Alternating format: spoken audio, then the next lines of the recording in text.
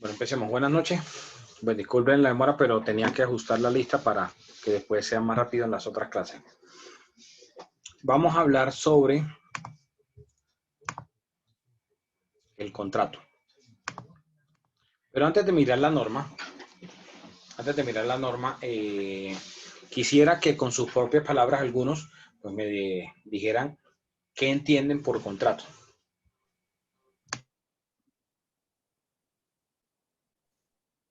Doctor, buenas noches. Buenas Para noches. mí, un contrato es toda relación que se tenga verbal o escrita con otra persona. Está dentro del hacer, el no hacer y el dar, ¿sí? Entonces, como son los contratos de arrendamiento, los de compra-venta, los de hipoteca, los de... Y hay contratos también, digamos, laborales, obviamente. Es como, ese es mi concepto personal. Pero contrato en general. Sí, exactamente.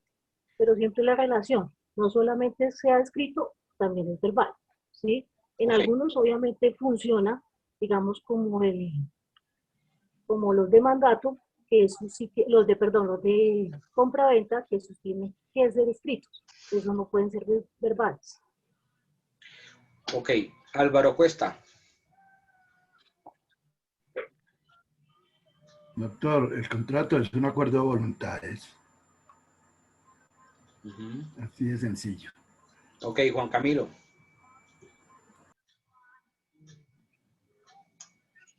Es un acuerdo entre voluntades entre dos o más partes, con el fin de... Ok, listo. Los que ya fueron participando van bajando la mano. Marisa. Marisa Navarro. Es un convenio que se hace entre una o varias personas Yuli. con otra persona. Yuli Marcela. Es un contrato de acto voluntario de una persona para adquirir una obligación con otra persona.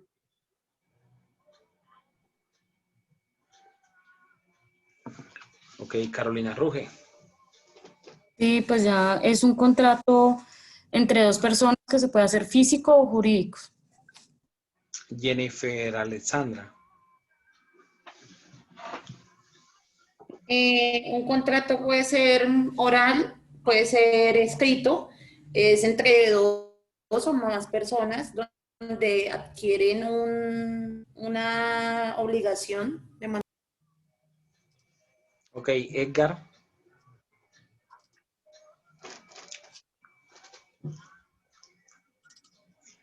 Doctor, buenas noches. Un contrato es un acuerdo de voluntades que se transmiten unos derechos, unas obligaciones de mutuo acuerdo de dos partes. ¿Sí? El contrato es un acto jurídico que se interviene, en que se interviene entre dos personas o más, ¿sí? Y que está destinado a crear unos derechos o generar unas obligaciones entre sí. Eso sería para mí un contrato. Ok, Jair Solano. Jair Solano. Buenas noches, profe. Bueno, un contrato es un acuerdo jurídico entre dos o más partes que genera derechos y obligaciones y puede ser escrito y verbal. Los tipos de contrato. Educardo. Profe, buenas noches. Sí, lo han dicho mis compañeros, es la convención, es una convención, pues, en la que se generan obligaciones como tal, que es lo principal. Ok, Jim Rodney. Profesor, buenas noches. Un contrato es un acto voluntario que hace una persona con otra para adquirir obligaciones. Javier Piña. Profe, un contrato para mí es un acuerdo o un convenio entre dos o más personas. Carolina Parra. Buenas noches, profesor. Como mencionaban mis compañeros, es un acuerdo de voluntades, los cuales están destinados para tener unas obligaciones, también para dar alguna cosa, prestar algún servicio. Ok, Eduardo Jiménez. Doctor, buenas noches. Para mí un contrato es un acuerdo de voluntades que puede darse entre dos o más partes con el fin de obligarse, puede ser recíprocamente o unilateralmente, y que genera efectos jurídicos entre las mismas, entre las partes, es decir. Ok, Lorena.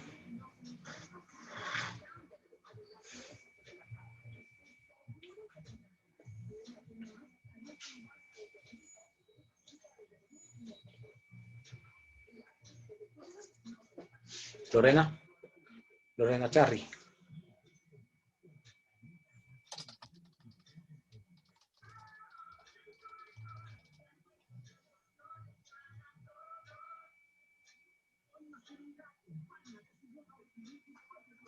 Diana Magnolia.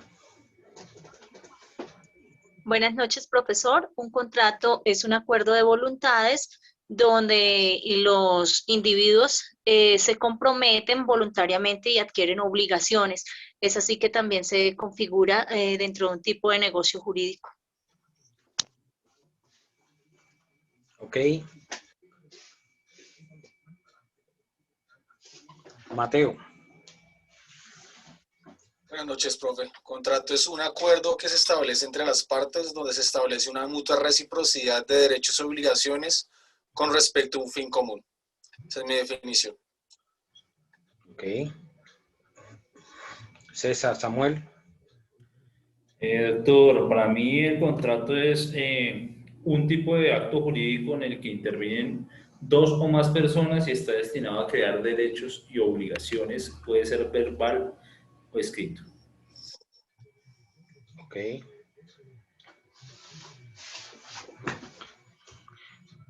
Bueno, miremos ahora qué tan acertados estuvieron según lo que dice la norma.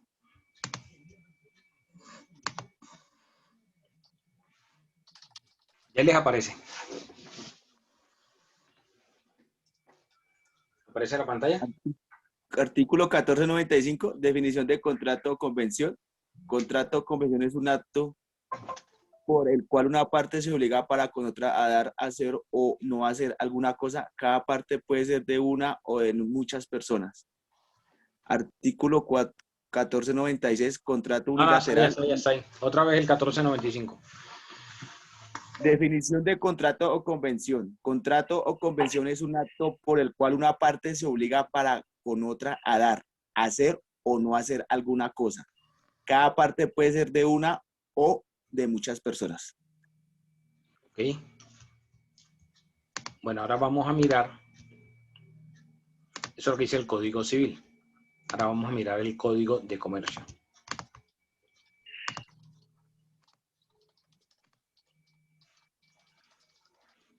¿Ya aparece?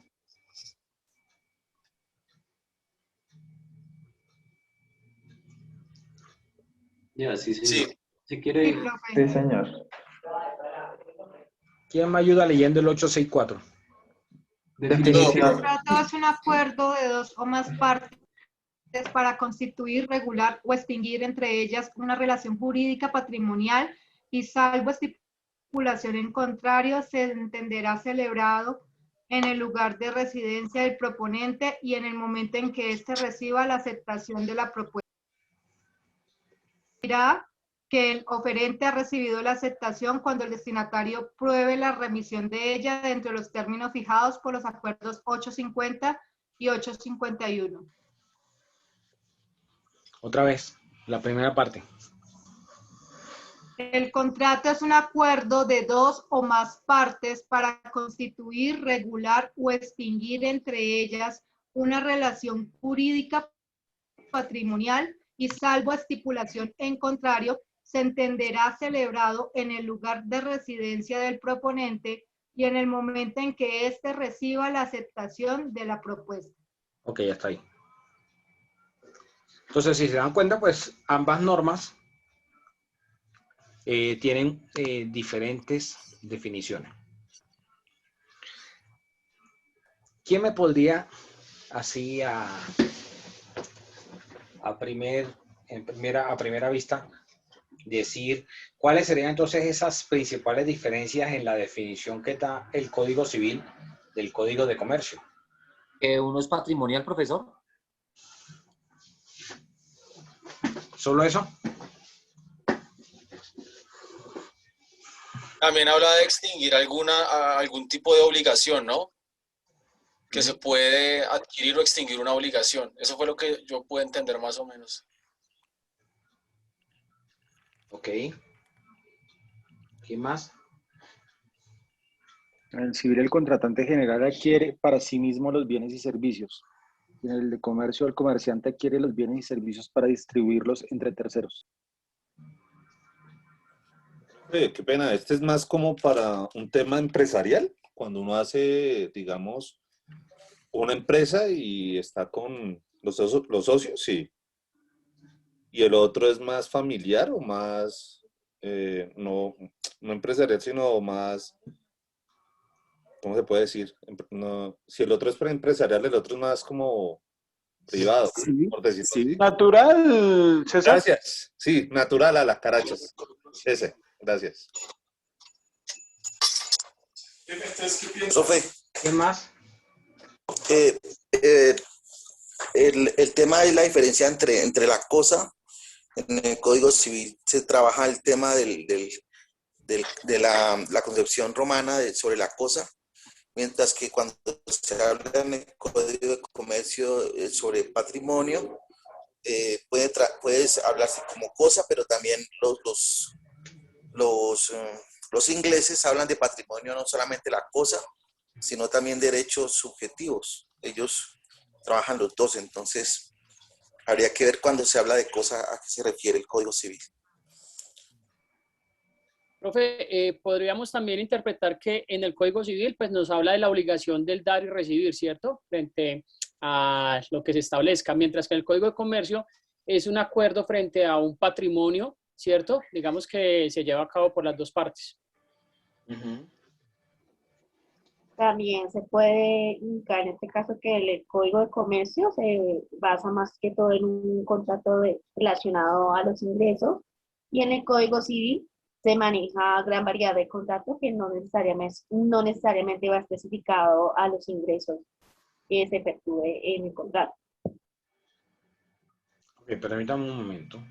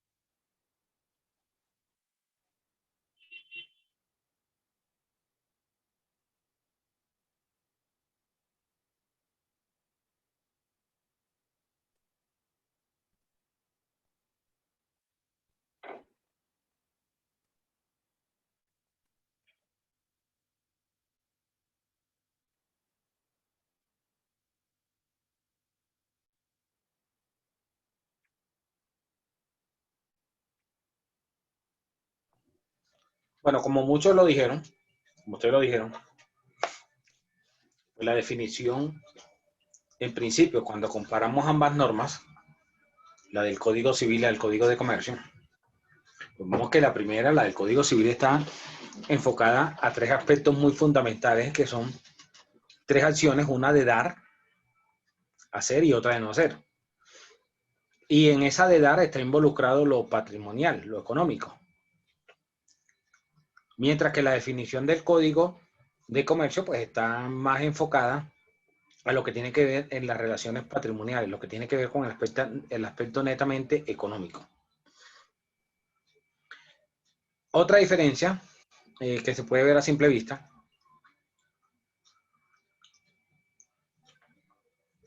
es que para el Código Civil el contrato es bilateral. Habla de dos partes. Aun cuando una de esas dos partes pueda estar representada por varias personas. Pero solo establece dos partes. Mientras que la definición del Código de Comercio puede ser más de dos personas, más de dos partes.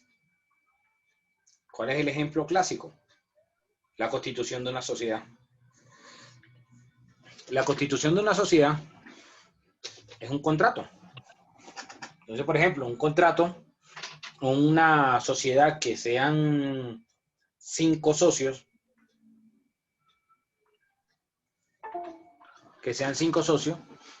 pues va a ser un contrato de 5 personas. ¿Ok? Entonces, la definición del Código de Comercio nos está ligando o nos está llevando hacia la parte netamente económica, patrimonial. Podrían haber o podrían existir contratos en el cual no haya involucrado un interés netamente económico. ¿Quién me podría decir si existe y si existe un ejemplo? Sí existe. ¿Cuál ejemplo? Creo que en ese caso lo podríamos interpretar también cuando no es la parte económica, sino de pronto es en especie o de otra forma de pago o algo por el estilo, sin hablar de la parte económica. El contrato Pero es gratuito que y lo oneroso. económico no significa que sea siempre en efectivo, porque pues, Profe, al momento de el constituir, contrato. ya va, al momento de constituirse una sociedad, por ejemplo, los socios pueden Profe, una pregunta. los socios pueden realizar aportes no solo en dinero, los socios pueden realizar aportes en industria, o sea, en trabajo, o con bienes, sea muebles o inmuebles.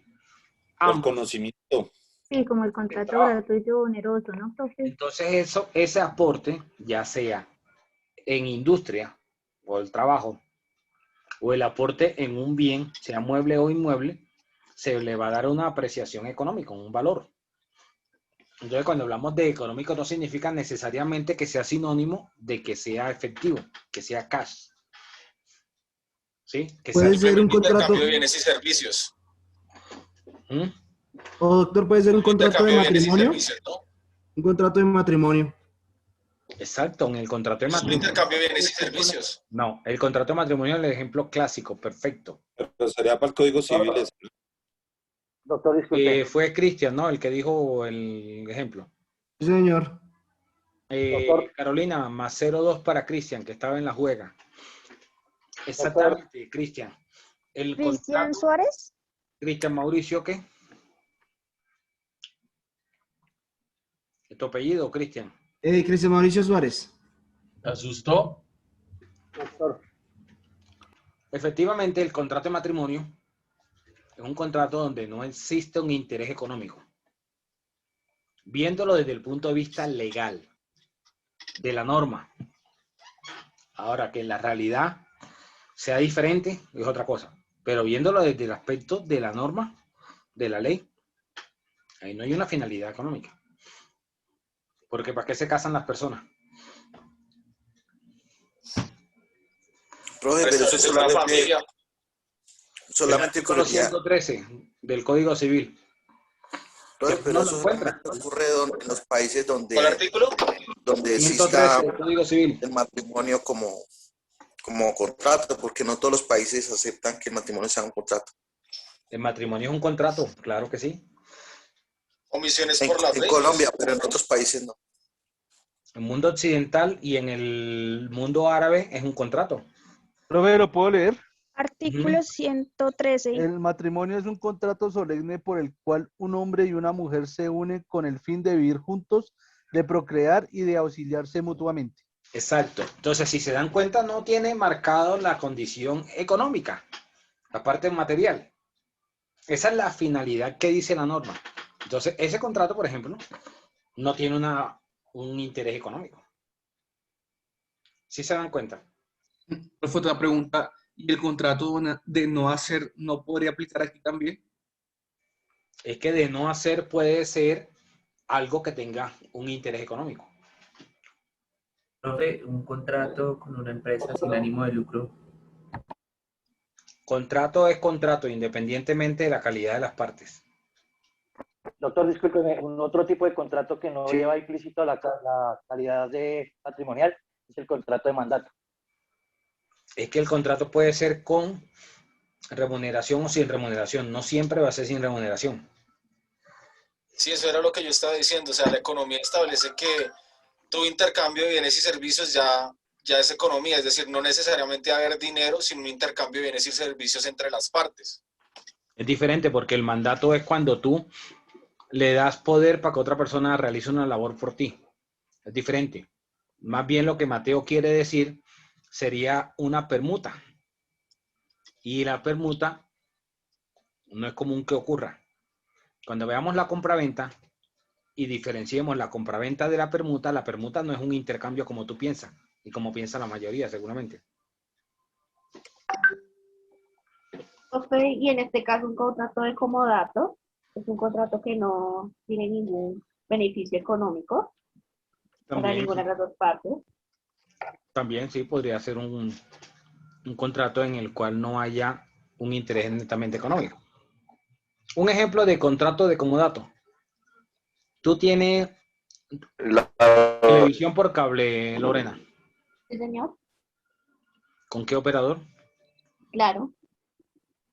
Me imagino que tienes mínimo el servicio de internet y el de televisión. Sí, señor. Tú pagas por el servicio, pero para ellos prestarte el servicio, te tuvieron que haber dejado, cuando te fueron a instalar el servicio, un módem por el cual van a proporcionar el internet. Unos decodificadores y unos controles remotos en los televisores. Esos aparatos te los dejaron en comodato, no te los cobran. Te cobran es el servicio del internet y el servicio de televisión. Ahora, si tú tienes un tercer televisor, si tienes un tercer televisor y te cobran el aparato, el decodificador, esa es otra cosa, pero todos los operadores tienen 2 decodificadores gratis. Dime, Maritza. O por ejemplo, cuando uno vive en la casa de los padres y le cede la vivienda, ¿no? Pero no le cede la propiedad. También es comodato, ¿no? No. ¿No? Eso es una nuda propiedad. El contrato de donación. La donación podría ser también, claro. Entonces, pero si no le cede la posesión, sino simplemente vivir allí, le cede la propiedad, pero no la posesión como tal, eso no es comodato. Que la cuide. Que la cuide. En Como este quien caso, dice, sí. que la cuide y esté pendiente.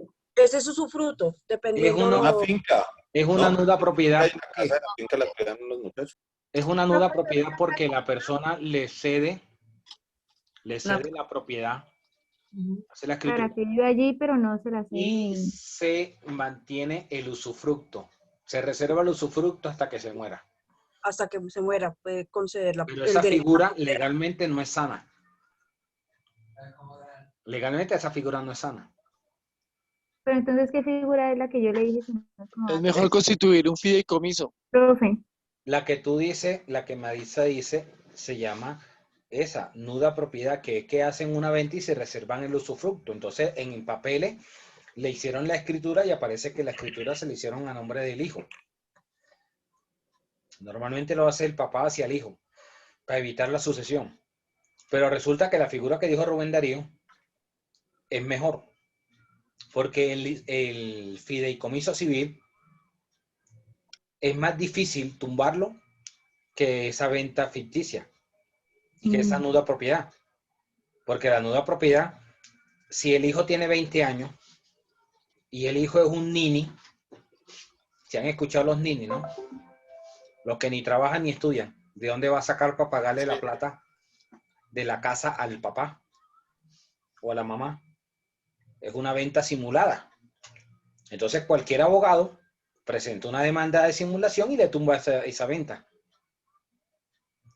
Pero el fideicomiso es diferente, porque en el fideicomiso no se está transfiriendo la propiedad hasta que ocurra la condición o el plazo. Entonces, muchas veces se coloca que la condición sea la ocurrencia de la muerte. Es mucho mejor jurídicamente. Y segundo, es mucho más económico. pagar una escritura de fideicomiso civil que pagar una escritura de venta. Lo que pasa es que en la notaría no te van a recomendar eso, porque acuérdate que el notario es un banquero, te cobra por todo. Entonces, si hacen una escritura, pues va a ganar más plática por la escritura. Bien, por la escritura de la venta, pero si hacen una escritura de fideicomiso va a ganar menos. Ok. Esa es la diferencia, por eso las notarías no recomiendan el fideicomiso. Pero si tú vas y dices, yo quiero constituir un fideicomiso, te lo constituyen. Así le dé menos plata, pero si tú vas y le preguntas, quiero hacer esto, te van a decir, haga una venta y resérvese el usufructo. Eso cualquiera se lo tumba.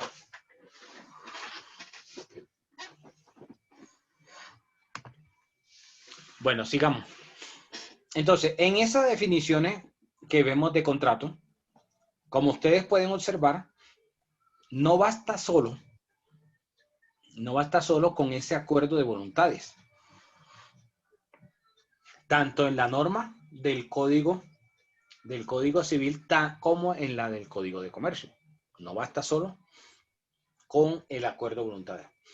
Miremos que hay unos elementos esenciales para que se pueda configurar que hay un contrato. Voy a ir escribiéndolos aquí en el chat de Zoom.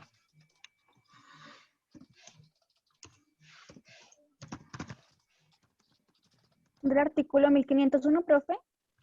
Sí, 1501, 1502. Capacidad de las partes.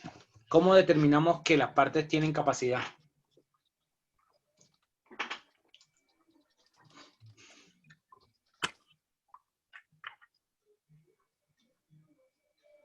Profe, qué pena. Por la edad, profe.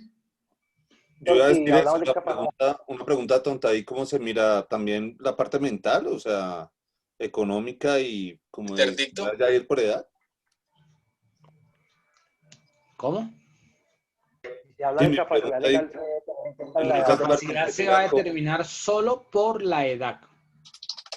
por la edad de los Únicamente. contratantes. Únicamente la capacidad es por la edad.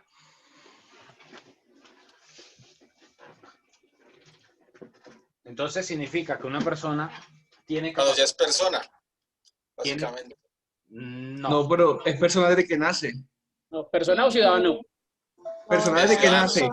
Persona. Cuando es ciudadano y tiene la capacidad de adquirir una responsabilidad civil. Una obligación. La Desde la norma mayoría de edad. Acuérdense de es una capaz de cosa. ganar de la mayoría de edad. Acuérdense de una cosa. Hay dos teorías. Me devuelvo un poquito a lo que vieron por allá en Derecho Civil, Parte General y Persona. Y hay dos teorías. Una, la del Código Civil, que dice que se considera persona cuando se desprende el cordón. Cuando se corta el cordón umbilical, o sea, se desprende de la madre y respira siquiera un instante por sí mismo. Ahí ya se considera una persona. O sea, que el feto no es una persona. Cuando está en el embarazo, no es una persona, según el Código Civil. Ahora, que hay una teoría que diga que ya tiene derechos, que es sujeto de derecho y tal, eso es otra cosa. Y de ahí que viene la discusión de que si se permite el aborto o no se permite, que si es la mamá sobre la que decide sobre su cuerpo o es sobre los derechos de ese feto. Ya eso es toda otra teoría. Pero la capacidad la vamos a entender únicamente con la mayoría de edad. ¿Cuánto es la edad para la mayoría? 18 en Colombia.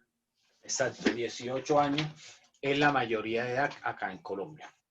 Entonces, en principio, cualquier persona que tenga 18 años puede celebrar contratos. Solo con tener la mayoría de edad.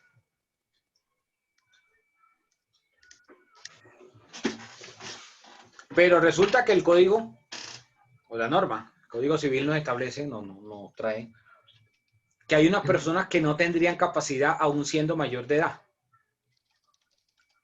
¿Y cuáles son esas personas que según el código no tendrán capacidad? Los incapaces absolutos. Primero los menores de edad. Los discapacitados. Ay, no, no. No, Primero los capaces menores de edad. absolutos. Primero los menores de edad. Segundo, Los discapacitados absolutos. la norma relativo. decía que los interdictos, pero es que la norma traía, y hablo en pasado, y explico por qué, traía que la interdicción se podía dar por demencia o por disipación. Y la 1306 del 2009, la ley 1306, establecía los requisitos para que el juez declarara a la persona interdicta y le nombrara un guardador, es decir, una persona que realizara todos los actos en nombre de esa persona. Las personas, digamos, que fueran declaradas interdictas por demencia, enfermedades como... Síndrome de Down. No, no, hay otra Esquizofrenia. enfermedad mental, la esquizofrenia, exacto, gracias. Esquizofrenia. Y es La la ludopatía. bipolaridad. Y ese tipo de enfermedades no tienen cura. Científicamente no se curan. Pero resulta que en junio del 2019, es decir, va a ser dentro de unos días, va a ser 2 años, el legislador expidió la ley 1996 de 2019, en la cual eliminó del ordenamiento jurídico la figura de la interdicción. Ya parcialmente se reglamentó a finales del año pasado esta norma en cuanto a la persona de apoyo. Entonces, digamos que ya no se va a hablar del guardador, sino que se va a hablar de la persona de apoyo. Pero cuando uno ve la norma, la figura desapareció como tal del ordenamiento jurídico. O sea, según esa norma ya no hay interdictos en Colombia. 1. 2.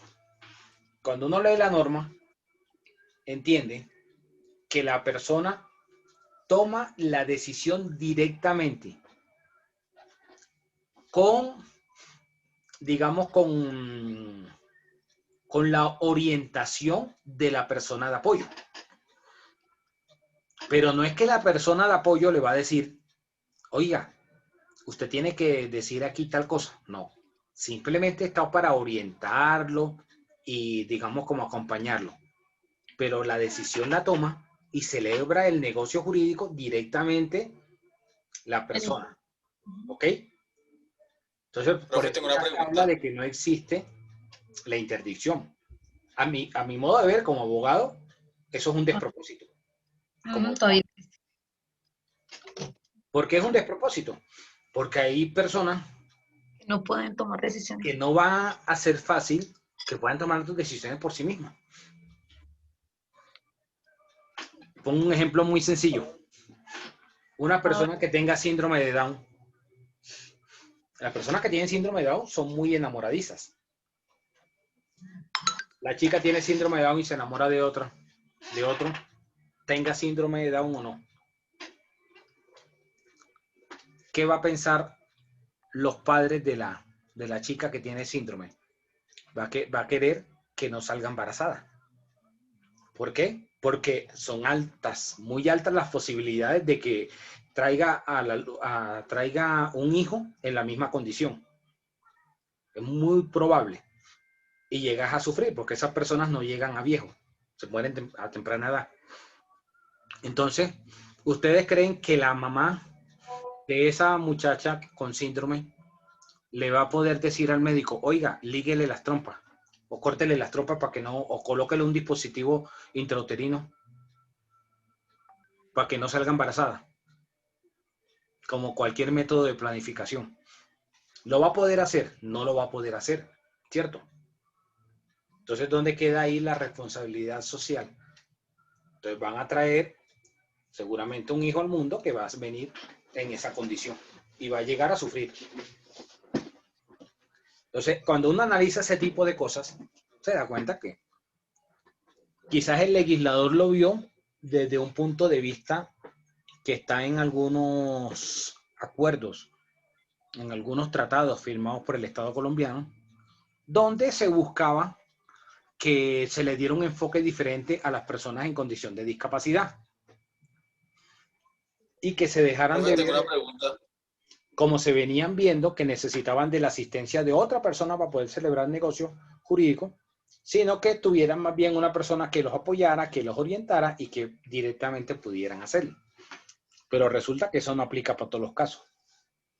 O una persona que tenga 85, 90 años y tenga demencia senil o tenga Alzheimer, va a estar en sus 5 sentidos cuando el notario le pregunte si va a celebrar el contrato de compraventa, si sabe que está haciendo un contrato de compraventa. Claramente no. ¿Cierto? No va a ser fácil. Pero bueno, eso es lo que nos trajo la norma. Es decir, prácticamente la figura de la interdicción desapareció del ordenamiento jurídico. Profe, tengo una pregunta. Dime. Bueno, ya desapareció la interdicción, pero se podría dar el caso, bueno, de la interdicción por ludopatía o algún tipo de afección de ese tipo, tal vez drogadicción o alcoholismo. Bueno, la norma hablaba de disipación y demencia únicamente. Ok. Entonces, disipación se entiende por disipadora una persona que no está en condiciones de manejar su propio patrimonio, ¿sí? Y que esa persona pone en riesgo por su adicción al juego el patrimonio familiar. Entonces, a eso se refiere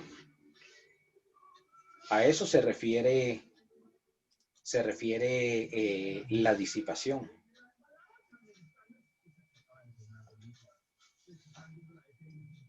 Ok, gracias, profe.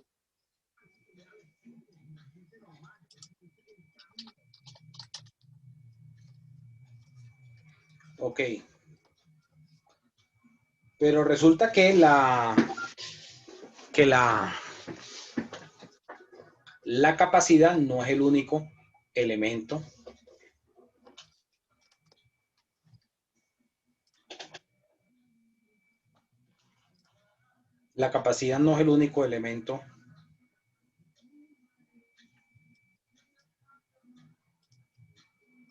Para poder generar un contrato. no es el único elemento del contrato. ¿Qué otro elemento esencial tiene el contrato aparte de la capacidad? Consentimiento. El acuerdo de voluntades. Y ese acuerdo de voluntades. ¿Hayan dos partes? Ese acuerdo de voluntades, es decir, que las dos partes se manifestaron su voluntad y decidieron celebrar un negocio jurídico. Ese acuerdo que hicieron las partes lo manifestaron, lo expresaron, lo exteriorizaron. Entonces, pongo un ejemplo, una persona quiere vender una cosa, llámese un carro, un celular, un computador. Entonces, exterioriza su intención de vender la cosa. Y la otra persona, el comprador, exterioriza la intención de querer comprarlo, de querer celebrar ese negocio jurídico. Doctor, que no adolezca el vicio dentro del contrato, ¿sí? Entre las partes. Eso lo vamos a ver mañana. Ok, listo, gracias. Entonces, esa exteriorización se va a traducir en el acuerdo de esas dos partes, en el acuerdo de voluntades de esas dos personas. Y como un tercer elemento tenemos el objeto lícito.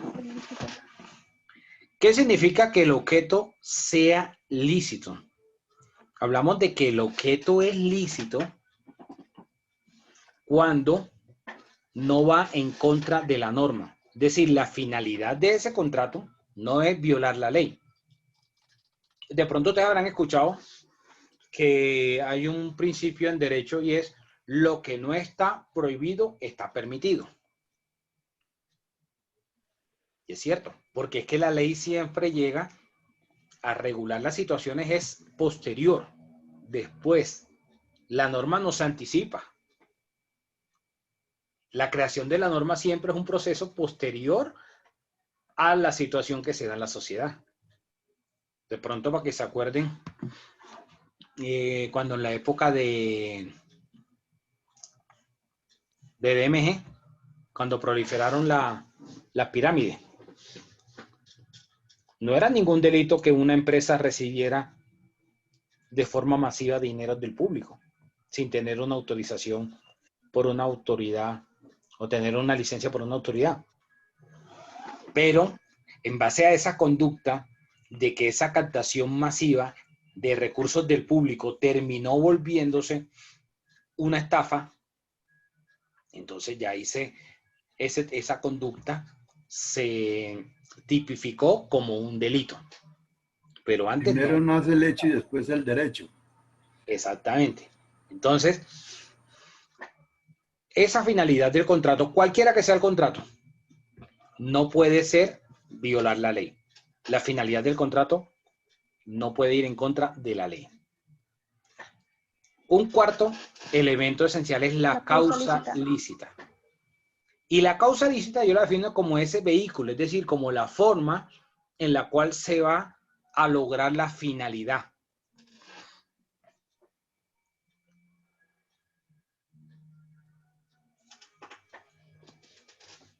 Profe, disculpe, me confirma. ¿Uno es el objeto lícito y el otro la causa lícita? Sí, señor.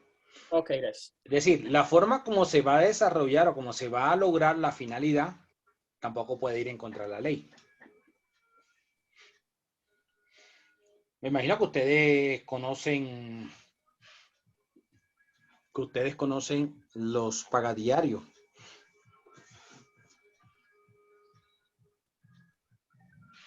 Los gota a gota. Sí. Ajá. Y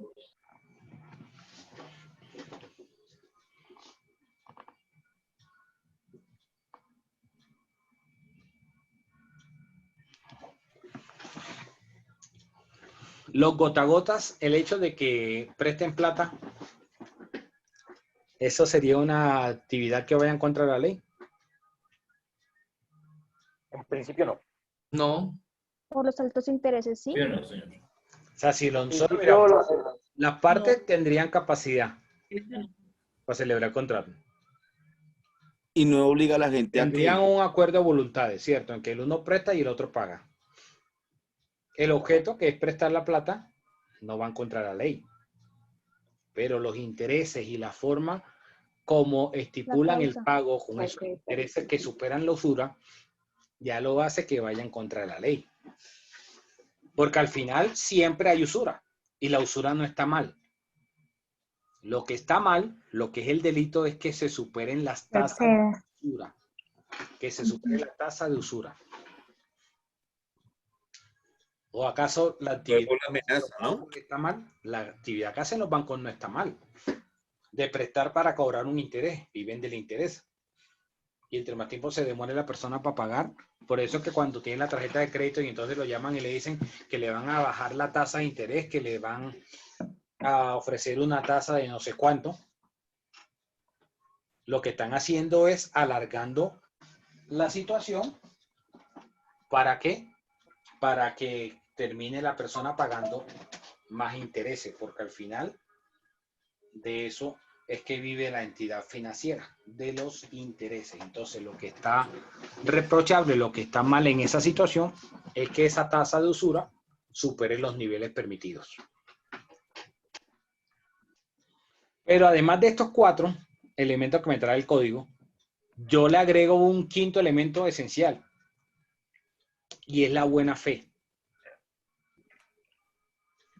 La buena fe contractual. ¿Alguien me ayuda con el artículo 1603 del Código Civil?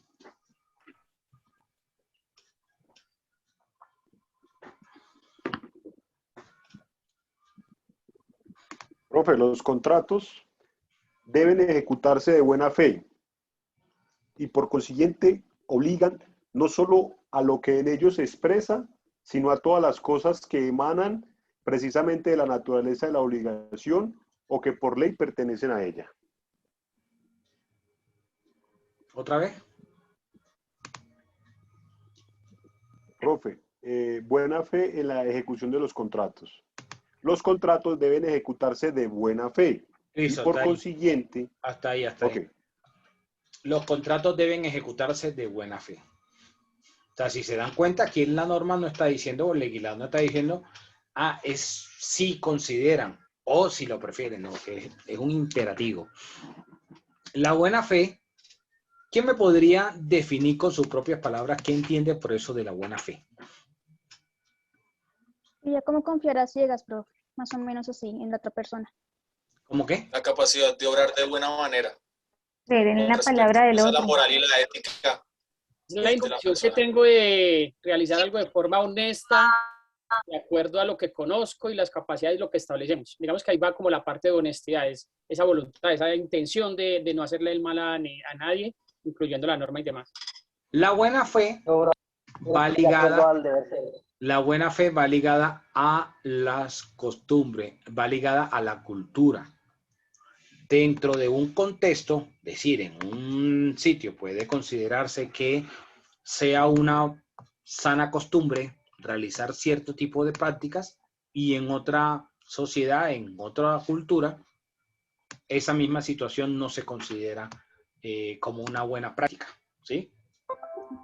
Está ligada a la cultura, a la parte cultural.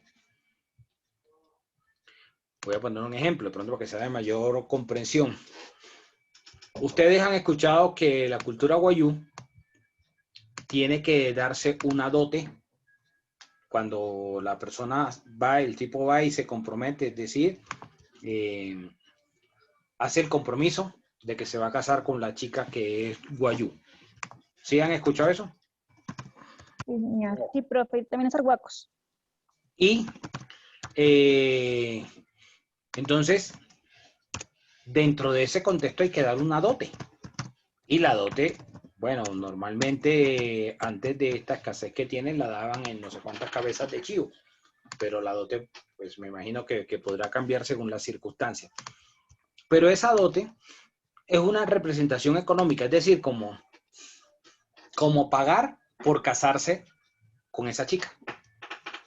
Dentro de nuestra cultura, acá fuera de esa cultura indígena, eso es algo aberrante, eso es algo que no está bien visto, ¿cierto? Así sucede con la buena fe en los contratos. Y como hablamos hace un rato, el matrimonio es un contrato. Así sucedería, por ejemplo, también con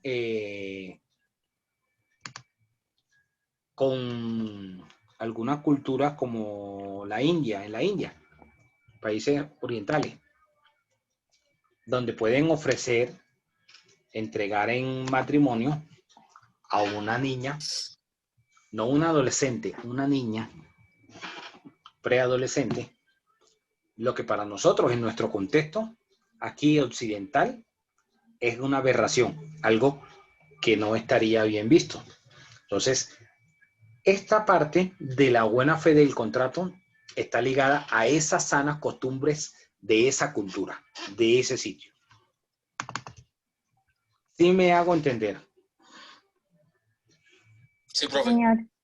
Entonces, cuando nosotros miramos la buena fe en el contrato, siempre va a estar presente. Y hay 3 etapas, por decirlo de alguna forma. 3 etapas en el contrato. La etapa precontractual, es decir, antes de celebrar el contrato, como la definición que nos daba el Código de Comercio de la propuesta. ¿Qué es la propuesta? La propuesta es la etapa precontractual del contrato. Y luego vendría la etapa contractual, es decir, cuando se materializa el contrato, y la etapa postcontractual, lo que ustedes conocen como la garantía. En esas 3 etapas siempre debe estar presente la buena fe. Entonces, la buena fe no va a estar solo ligada a la celebración del contrato. La buena fe debe darse desde antes. y debe mantenerse después de celebrado el contrato. Siempre va a estar ahí. Por eso yo lo catalogo como muchos de la doctrina, que la buena fe hace parte de esos elementos esenciales del contrato. Entonces recapitulo. Elementos esenciales del contrato: la capacidad, que las partes sean capaces, sean mayores de edad. Acuerdo de voluntades, es decir, que haya esa manifestación de la voluntad. Que el objeto, o sea, la finalidad de ese contrato, sea lícito, no vaya en contra de la ley. Que la causa sea lícita, es decir, que la forma, el vehículo, como van a desarrollar esa finalidad, tampoco vaya en contra de la ley. Y que haya buena fe.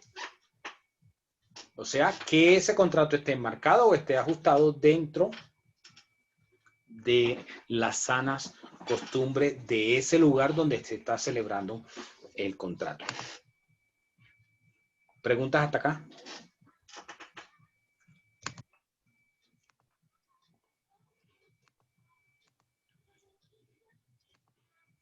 ¿Quedó claro? Sí, profe. Sí, profe. Sí, señor. Profe, ¿nos puede repetir las 3 etapas? La Clarísimo, precontractual. doctor. La etapa precontractual, es decir, la etapa previa antes de la celebración del contrato. Sí, señor. La etapa contractual, o sea, cuando se celebró el contrato. Y la etapa postcontractual, o sea, después de celebrado el contrato. Listo, profe, muy amable. Ok.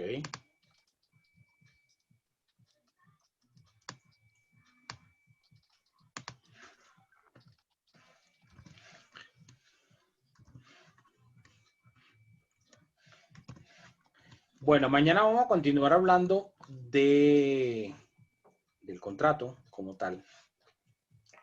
Y vamos a hablar sobre los vicios del consentimiento, sobre las sanciones al negocio jurídico también.